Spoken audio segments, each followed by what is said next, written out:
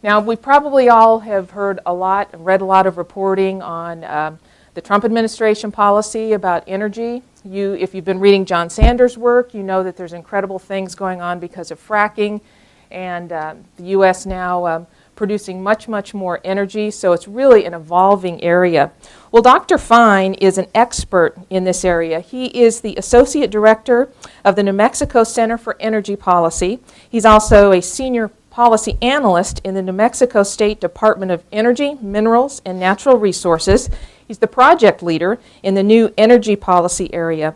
He is the State of New Mexico Coordinator for the export of New Mexico natural gas to Mexico and Chihuahua. Now, he has written extensively on the subject, as you might guess, so I won't give you his entire resume here, but suffice to say, if it involves energy policy, he has had something to say about it, including testifying on Capitol Hill before the U.S. Senate Committees on Foreign Affairs and Energy and Natural Resources. He's going to be talking today about exactly what is happening in the United States with energy policy and where we go from here. Please welcome Dr. Daniel Fine.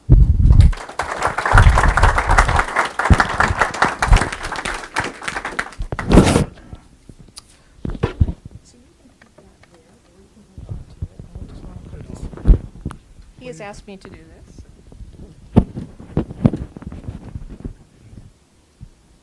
All right. Testing, everyone can hear me? Good.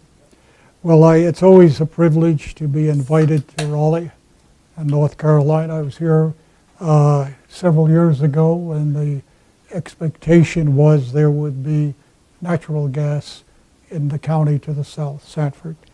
And I want to just note Commissioner Jim Womack is here today, appointed by your previous governor, waiting for, from the present governor, a kind of, okay, you can come aboard now. But this is state politics, and you know better what's happened. So Jim Womack is here. Would you let us know who you are? Also, in Santa Fe, someone got up and said, I should make this announcement. Is anyone here from Senator Byrd's office? No one. Okay, they thought somebody from that office would be here.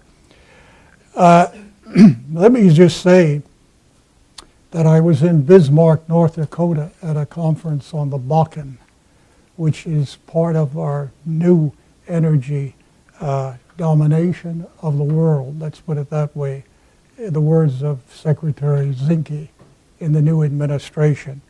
And I was very impressed what they're doing in the Bakken, moving ahead on new technology, hydraulic fracturing, new technology, new advances, less water, substitutes, and the big thing, of course, is the capacity to go horizontal drilling up to 3 miles, to put 3-to-1 ratio, 3 wells to 1, and with minimal surface damage.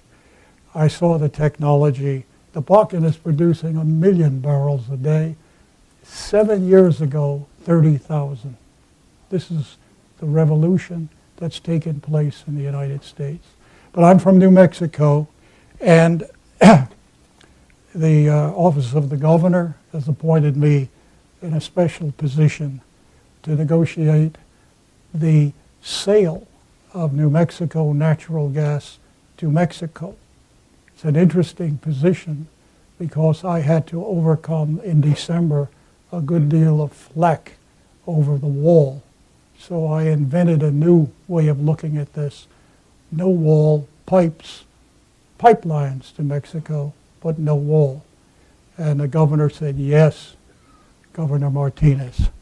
So I can almost say that the negotiations with Mexico in NAFTA will go quite well with the administration. There's been a long road from the campaign to those negotiations. Why? Because we're the exporters and we are the sellers of natural gas to Mexico, which is now dependent on natural gas from us for electricity, for homes, and they have gone as far as replacing their LNG, liquid natural stuff that you know about, by ship from Asia. They're closing their imports. Our oil, American oil, is cheaper than the LNG from the Pacific. So my thought is, what does this all mean? It's quite obscured on NBC and CNN, fixating now on Trump and Russia. Unfortunate, very narrow thinking, and essentially very short-term skirmish with the president with regard to his agenda. But the agenda is on. Sinke and the new EPA director and the West basically has stood by these changes. To give you an example, under the current and older law of multiple use, that is to say, natural resources in federal land, North Carolina exempted, but the West is federalized mainly. The law itself under the Obama administration called for a 30-day review of leases to go into federal land, public land, with a proposal to drill for oil and gas. The average length of approval and process under Obama was 275 days, in violation of the law which says 30. This is an older statute in the United States. Now what happened? Many graduates from certain universities, I got into trouble the first time I named one about 20 miles to the west and so on. They created a career called environmental science. And where did they go? Since the 90s, they went into the Bureau of Land Management, EPA, and they carved out career positions. And they don't want to give them up now. They're in federal service and so on. So what they have done then is delay the inevitable. They saw it coming, and by delay it just means look somewhere else. 1,400 applications are still pending, and in this administration as a holdover in New Mexico, North Dakota, and so on. These applications are called APDs, Application for Petroleum Drilling. Now, what I want to say before it gets away, I'm speaking today about two concepts, and one is materializing. The first is essentially self-sufficiency. It hardly gets noticed in the media. In the Wall Street Journal, I look for it, and no one mentions it except within the new administration. Zinke calls it American domination of energy worldwide. There is two factions in the administration. The first is economic nationalists inside the White House, in the secretarial level, and in below now, as new people get involved in secretary, assistant secretary positions. Economic nationalism is essentially made its way into the campaign from Trump, and it remains Trump's core position as President of the United States. It is never said as economic nationalism. It takes the appearance of essentially America first. And America first in oil and gas in 6 months has produced an astonishing change in the country. The second old order, now essentially weakened and probably essentially never to return as it was, are the globalists. The globalists, and we could go after the lecture Who are they? You can guess from the daily news and the media. But the globalists are in the White House, and they're fighting for a post-World War II American leadership, which Trump is saying is now no longer valid. That leadership, and you obviously are aware of it, began at the end of the Second World War when the United States replaced Great Britain as the world leader and essentially devoted itself to a program of world leadership, essentially leading the world in security, defense, beginning in Europe and then in the 60s and 70s moving to Asia and so on. But in that construction, there is a place for oil. In the American Council of Foreign Affairs and at Harvard and Princeton, it's a little note in everybody's preparation. It's called, "We are responsible for the flow of oil, the world oil." And that is now hardcore in this post-World War II globalism. The flow of world oil is part of our leadership. 1973, we were challenged. The OPEC embargo, 6 months, and the panic in the United States with regard to how can they disrupt the flow of oil. Who are they? Well, they were OPEC. OPEC was around to do exactly that. It was organized in the 60s, and it is the foundation of the nationalization of the Seven Sisters. They took out private control of their oil and private price setting of the value of that oil and nationalized. And Exxon, then Esso, Texaco, all of them became buyers of national oil companies. And they are OPEC today. And that's what we face in their production. Saudi Arabia is 1 barrel of oil, world oil, out of 10. That's how the scale and the size of what took place. So consider now what we're talking about.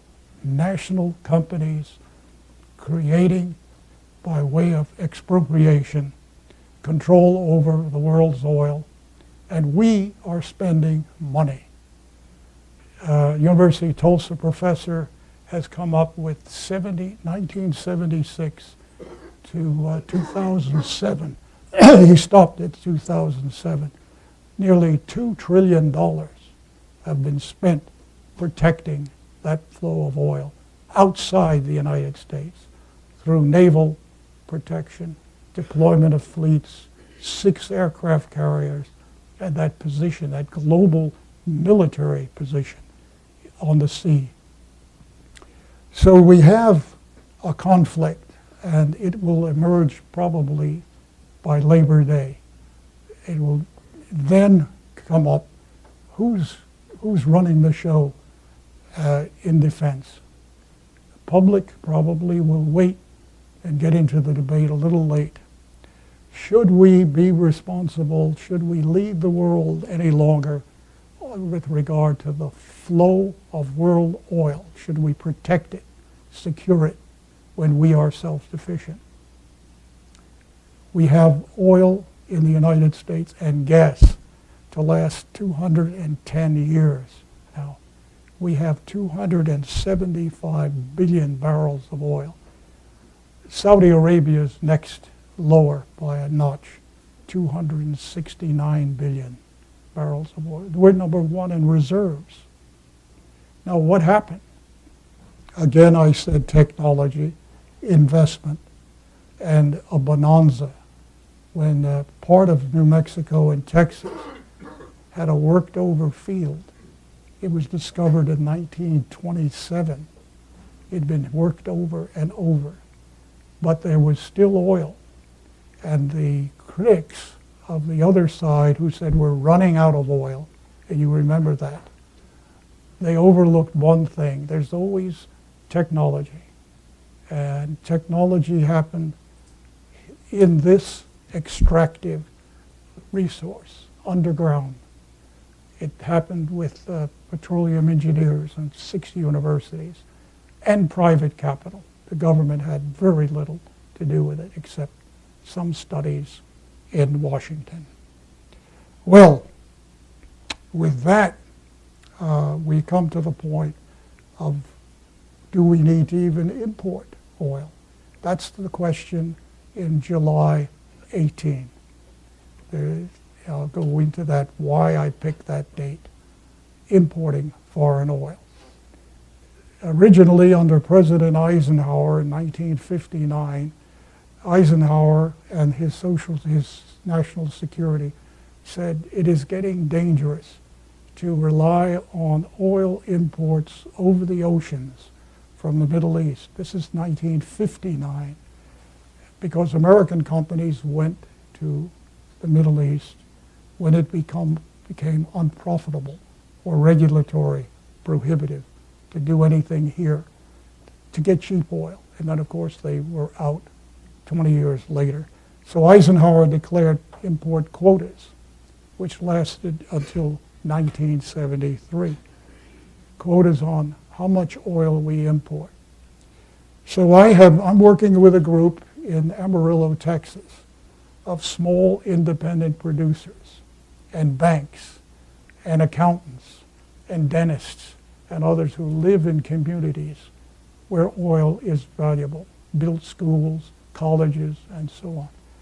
And their issue is how to protect them, meaning the independent small producers, and from what happened in 2014.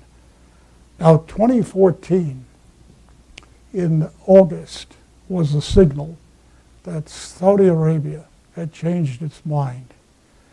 In the beginning, in the 73 period and the revolution in Iran in 79, the Saudis were friendly. They assured us that there would always be a reserve of oil, a spare capacity, and they produced. They got into trouble in 85, and we had a fall in prices from $40 to $8, wiping out Americans, essentially, and causing a big bust in oil at that time. They took the position of cutting production from themselves to stabilize the world price. When you hear CNBC, for example, the whole game is balancing supply and demand. When that's balanced, the price goes up, the consumer pays more.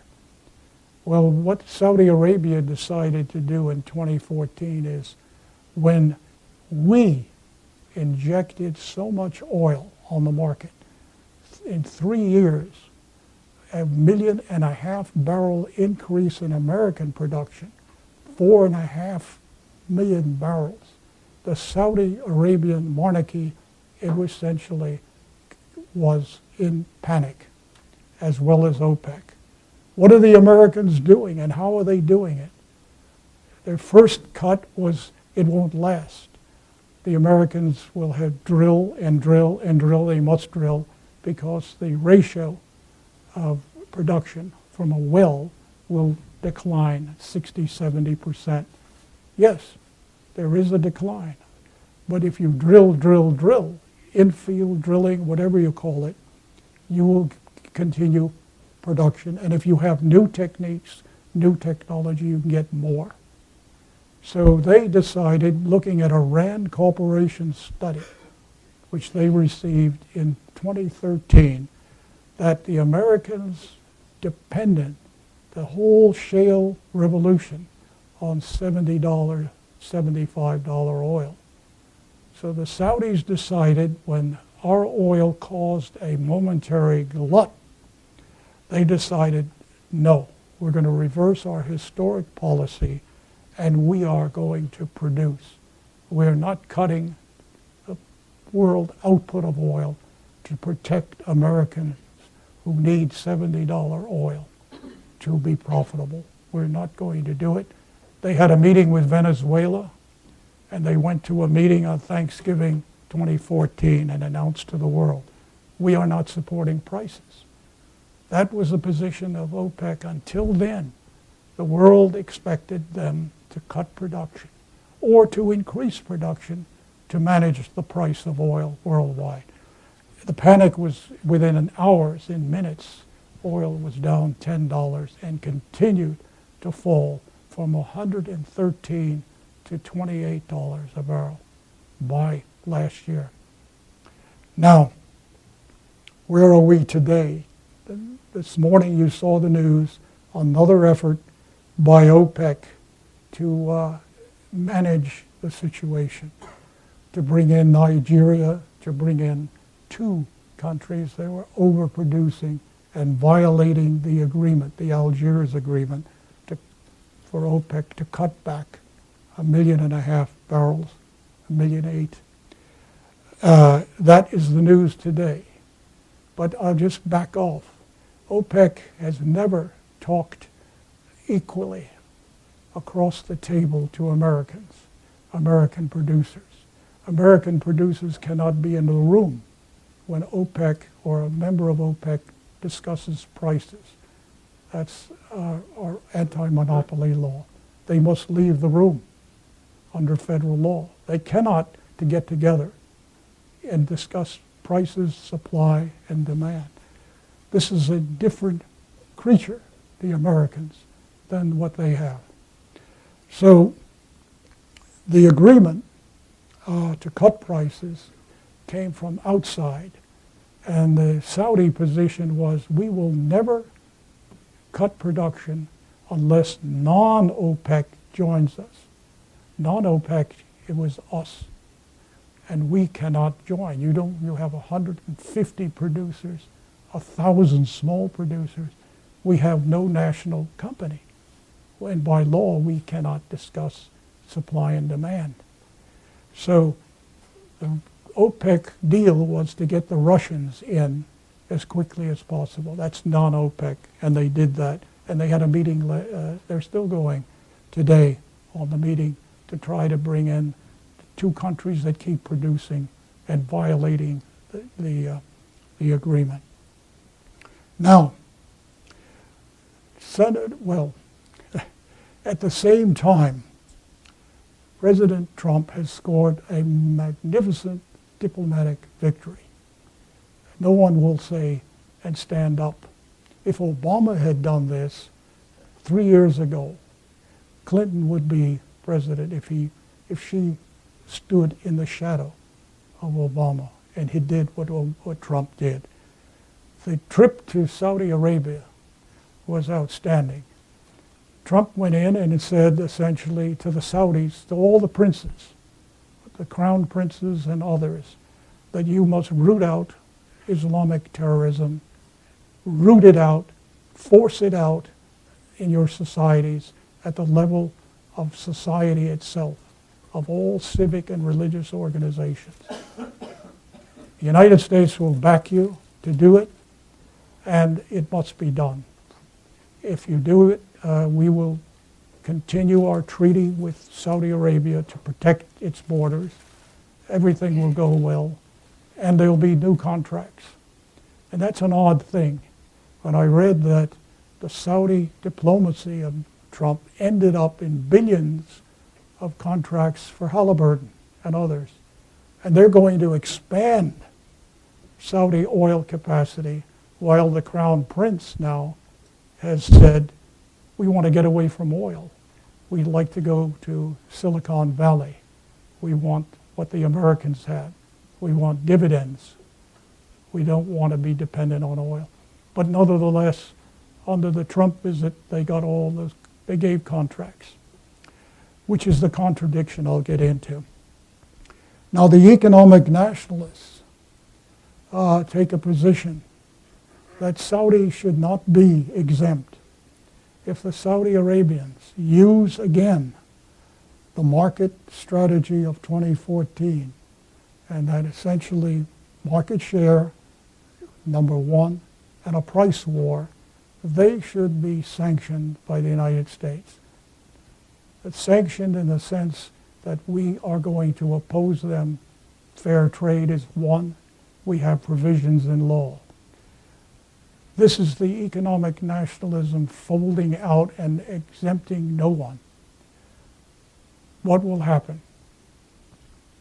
Difficult to say. The globalists, on the other hand, in the White House, led by Tillerson, the Secretary of State, is a globalist. His company was what? ExxonMobil, the most perfect example of a globalist company with roots in Houston, Texas. That's about it. So he's on one side, and Bannon, keep that name important, Steve Bannon is on the other side of this. Economic nationalism is, in effect, America first in oil and gas. Economic nationalism is that in energy. And it's spelled out by Zinke in terms of opening up the reserves on federal land and the EPA moving away very rapidly from the EPA rules under climate change, such as the methane rule and so on. Now, this is the clash. America first in oil and gas is economic nationalism in energy, and it's probably, in 6 months, the most effective part of it. Nothing equals it yet. In scale and price and in implications for us as a society and as a political power, what do we do in 2019, 2020, when we're over 10 million barrels a day in the United States? Boone Pickens is in Texas trying to figure out, when we transfer our country to self-sufficiency, how can he make money, and so on. How do you make money in that situation? Just give you a mechanic. The price of oil is set in Singapore as they wake up every morning and they invest, speculate in world oil, which is the Brent price. The Brent is international oil fixed in the North Sea. Our oil, meaning the NASDAQ oil that you see, is West Texas Intermediate. And that price follows by way of arbitrage between Wall Street trying to make money on the difference between the two. And that is a trading operation. Well, we don't need Brent. We don't need an international price coming out of the night before and subject to every shock in the world in terms of production, demand, delivery, and politics, and upheaval, and civil disorder. Why should that price reflect all of that when we're self-sufficient and we have WTI? It's a good question. What will happen to the Defense Department? What will be its naval deployment? And so on. Do we need it if the world market is going to have two divisions? One will be foreign, Brent. The other will be what I call a continentalist. We'll become continentalist in self-sufficiency, meaning North America, Canada, the United States, and Mexico. And at the same time, when I was in Bismarck last week, they asked me in a question and answer on Facebook up there, well, what do you think of the boundaries on all this? I said, those boundaries are open. They've been open with Canada since 1940. We have special agreements. If war is declared, their raw materials flow into the United States. With Mexico, Mexico has reformed its energy. It's allowing private interests, private ownership, private mineral rights for the first time since 1938. They've done that to accommodate themselves to NAFTA, to a common North America. Well, the North American is with Canada in the picture and the new pipeline coming down into the United States. We're self-sufficient now. Together we can do 14 million barrels a day out of our consumption, which is roughly 19 million. We can allow 10 or 20% over the ocean imports. We can support as economic nationalists inland, the connection that all the oil that we need moves by pipelines inland, nothing by ocean. We favor land against water. So the Defense Department, and a new book by the Dean of the Fletcher School of Law and Diplomacy, I recommend, called Sea Power. Put that on your list to read. And he's looking at that as an admiral, ex-admiral. What does it mean for all of us? What does it mean for the Navy if we move in this direction? Now, where we are today in terms of the OPEC side and the administration, in New Mexico, it's been astonishing to see, and of course the producing states. The public is catching up, but it's heavily resisted by environmental groups, Sierra Club, defending the West and public land. The other side is the industry on which New Mexico is dependent. You probably saw Governor Martinez and the state legislature, which turned Democratic, in a conflict of a $700 million shortfall. The budget is 40% dependent on oil and gas, on royalties, on trust funds, and by this Constitution that goes to schools. So the universities were almost shut down in December when there was no money. The West depends on what Trump has done. I call that Trump oil now. That extra is revenue, it's livelihood, it's jobs, it's schools, and education in the West. North Carolina essentially diversified, such as Texas as well, which has oil, and North Carolina not yet. One issue here is the pipeline from Pennsylvania and West Virginia going through North Carolina.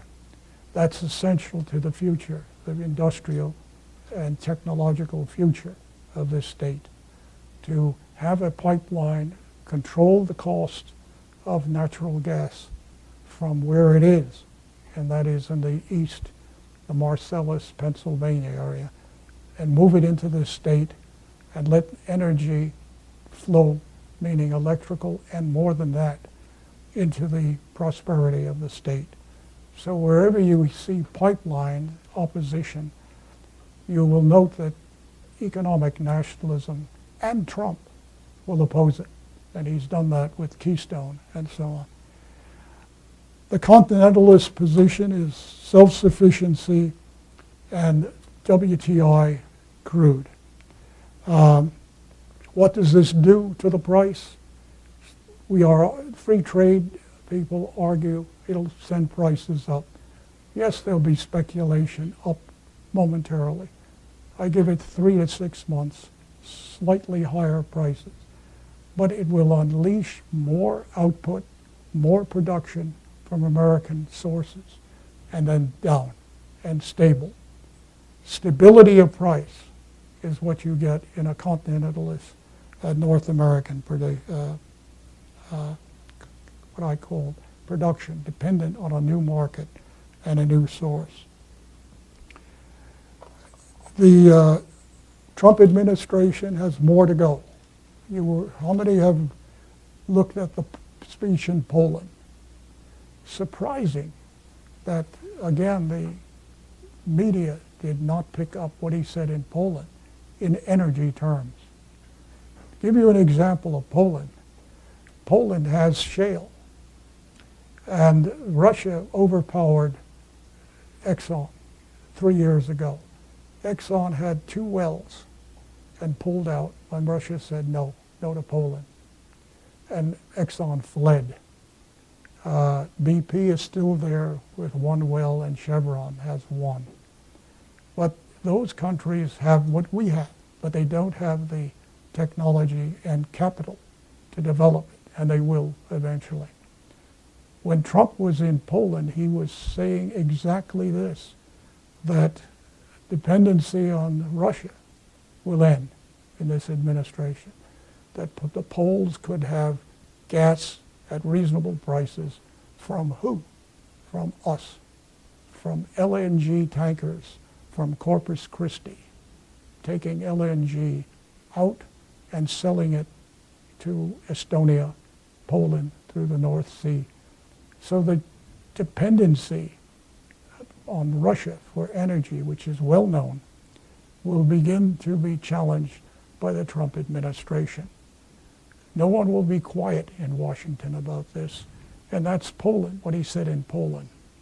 The simple point is that as OPEC fears our hydraulic fracturing and our horizontal technology, Russia fears our gas.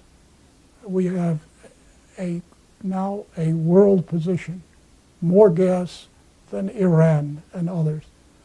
We challenge Russia's gas. We're ready to export it as LNG, the liquid natural side of gas. And we have the investment. 1 to 5 new LNG plants, 2 in the south coming up in southern ports.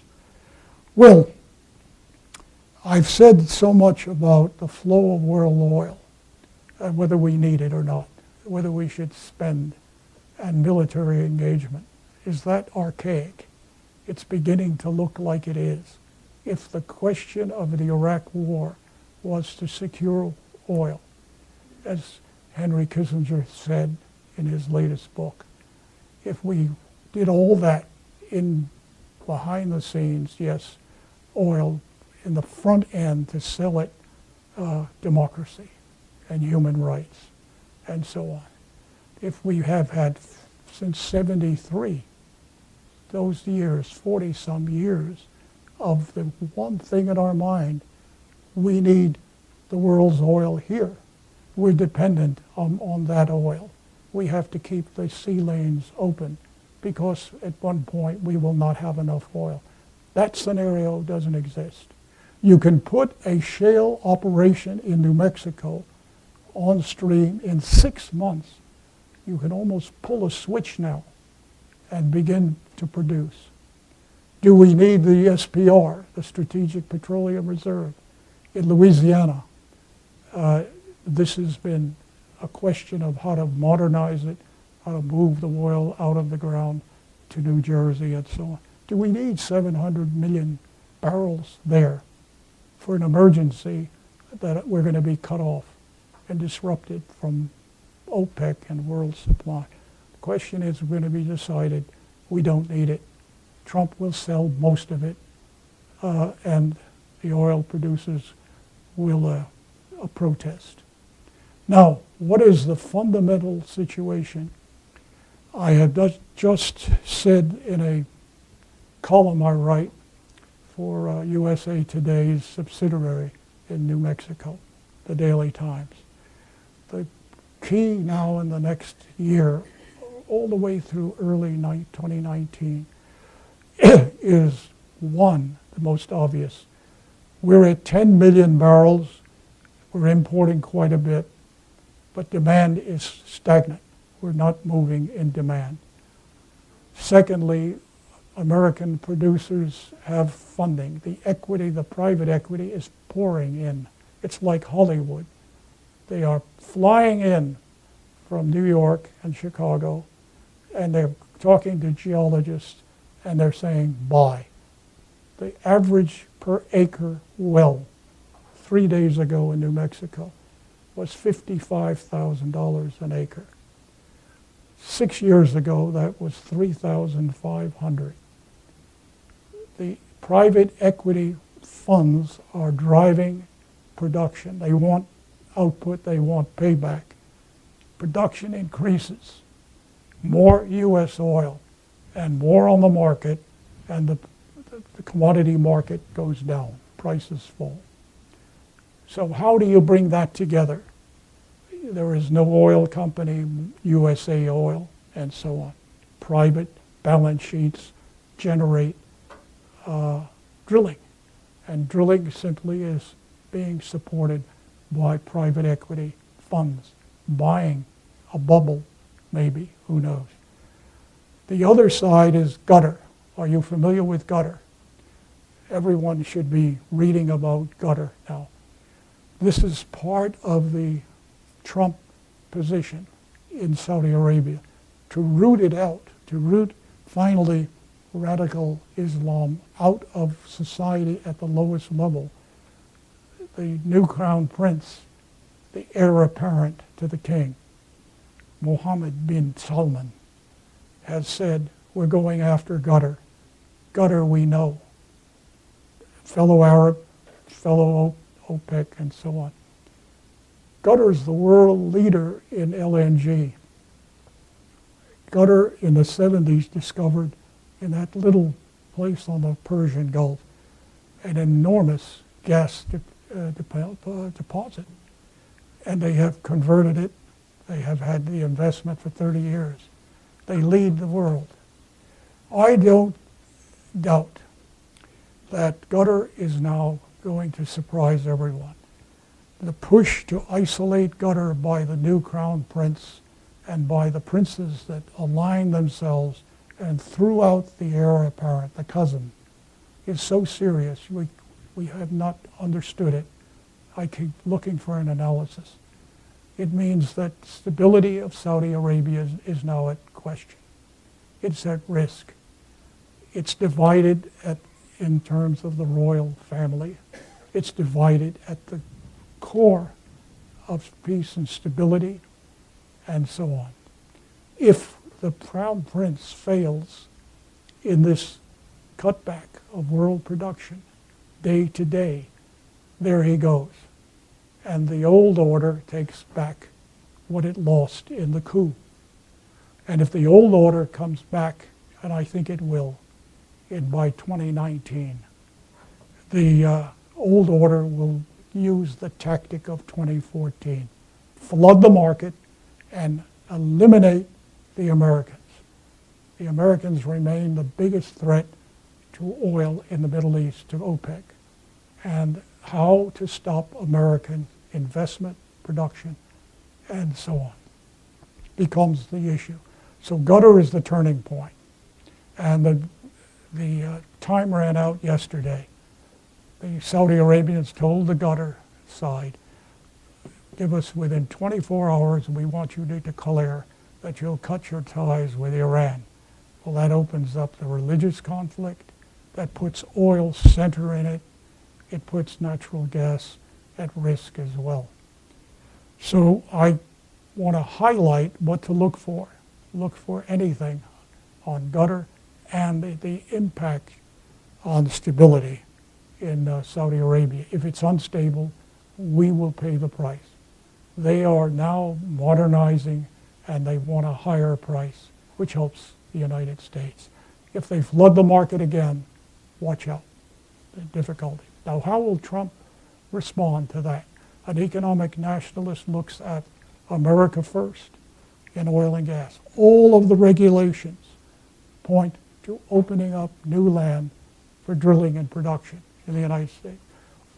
In EPA, rolling back the climate change policies, which made energy a subnote, a footnote, and rolling them back quickly. Many of the people inside the oil patch tell me 2 years to go. We don't know after that. Get it all done and roll it back. And that's what's taking place. So the contradiction, more oil from the United States, lower prices, and longer. What is your fuel price here per gallon? Does anyone know? How much? 210. Okay, we're at 182 in New Mexico and moving south. Okay, where? Yeah. Okay. Now, the The opposition to all this, of course, is the globalists, and they are resisting with everything they have. At Davos, the ex-president of Harvard, the chief economist under Obama, he was on a panel, and they had to almost escort him off. He said, this is a business, world business, at Davos in Switzerland. We must crush the populists. He raised his hand. All your money, everything, stop populism, and so on. The fear from that old order we've lived through is quite acute, but their resources are enormous. And so the struggle is on. And I equate only the oil and gas part, America first and oil and gas, to that struggle. And that is, what will happen here will be who benefits in the global issues that they've constructed. The issue really is, did anybody benefit under Clinton when he lowered, by way of World Trade Councils, the GATT situation?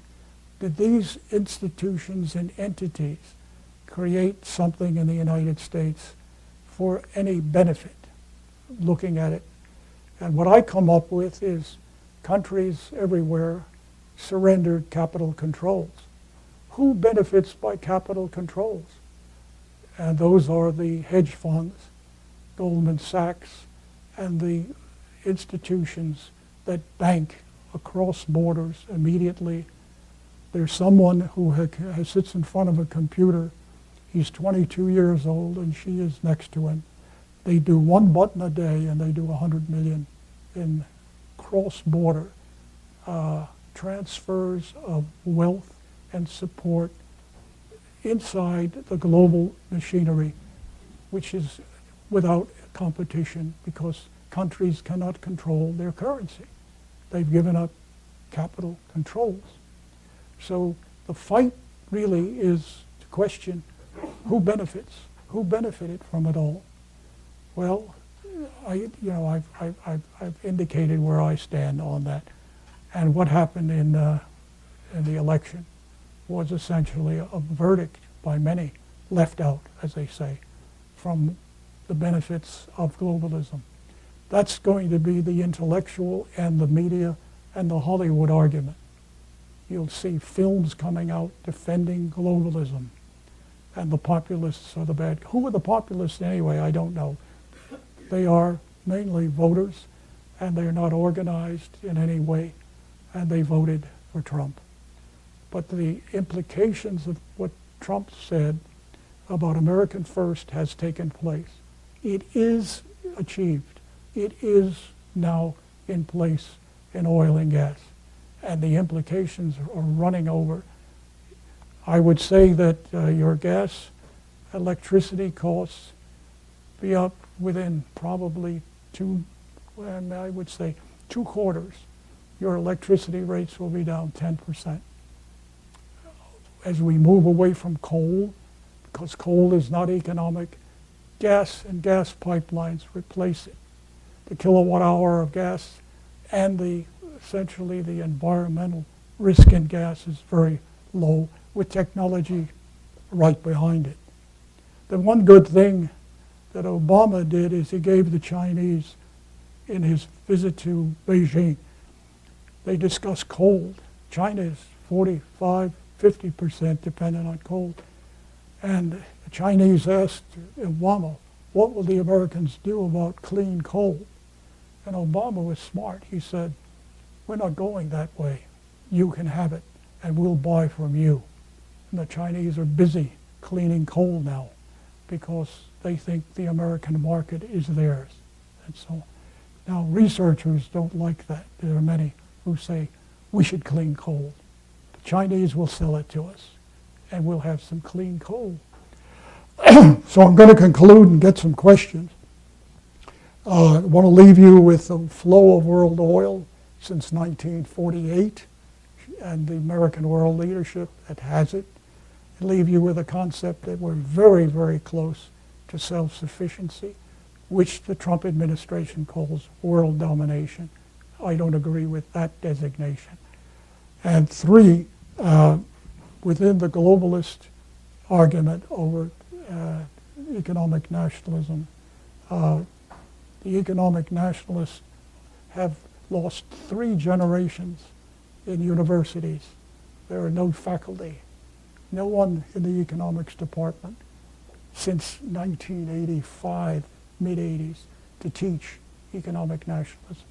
The American first, how to negotiate, what are treaties, and so on. Leadership, as Trump says, essentially was a giveaway, and that was the end of it in Paris. $100 billion to give and transfer from the north to the south. In climate change, India is exempt, China gives nothing. They all met in Paris, had a great party because the United States was going to sign and didn't at that point. So my thought is to turn it really over to the audience, to you, because I think I've come into North Carolina with a message. And the message essentially is clearly 6 months of Trump has reversed 45 years of American energy policy, completely turned it upside down. And the implications are still to come. Thanks very much.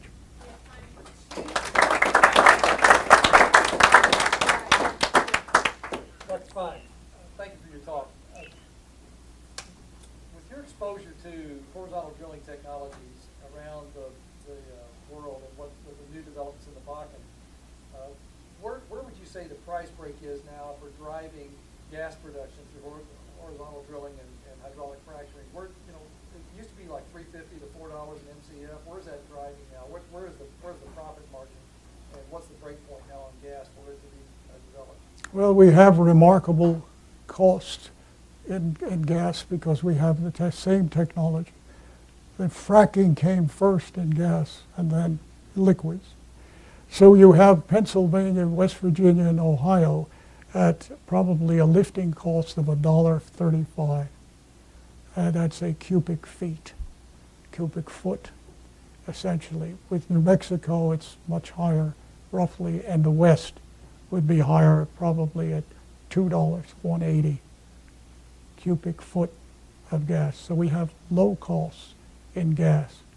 And the idea, of course, is break even, difficult, because there's so much gas. We have stranded gas in New Mexico.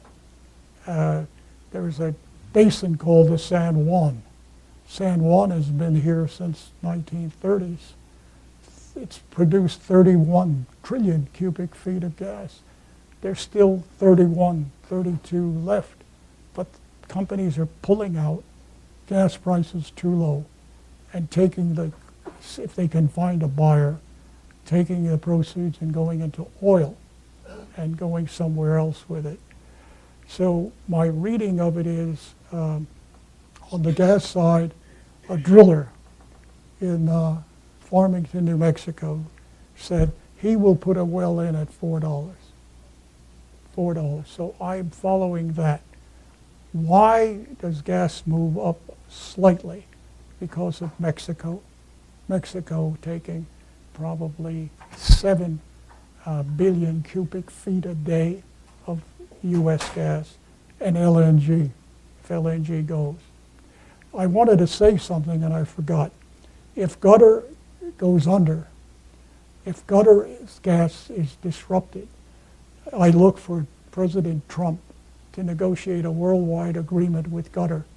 And the Saudis will not like this, that our LNG assured a 30 to 40% market they've developed for their gas. A condominium in Qatar and the United States in LNG, closing the competitiveness and the advantages of Qatar. Do I know that's going to happen? No. But I see the logic of Trump facing the Qatar crisis. Go ahead. I am a business major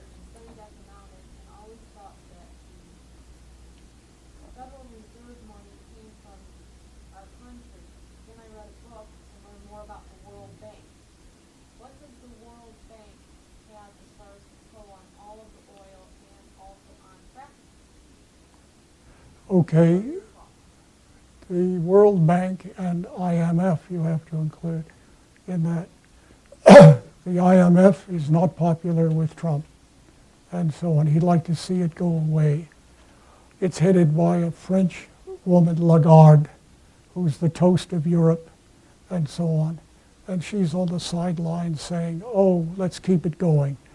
But Trump's people have analyzed the IMF and said most of the benefits go to General Electric. They can essentially get credit, IMF credit, to borrow and expand in China cheaper. That's what it's been used for. The World Bank is dedicated essentially and created mainly for the underdeveloped world. And I have said, in a way, in New Mexico, that if New Mexico was sovereign, it would be in the World Bank queue for money. In other words, because its dependency on oil and gas is similar to Angola and other places. By the way, I got into some difficulty in Facebook.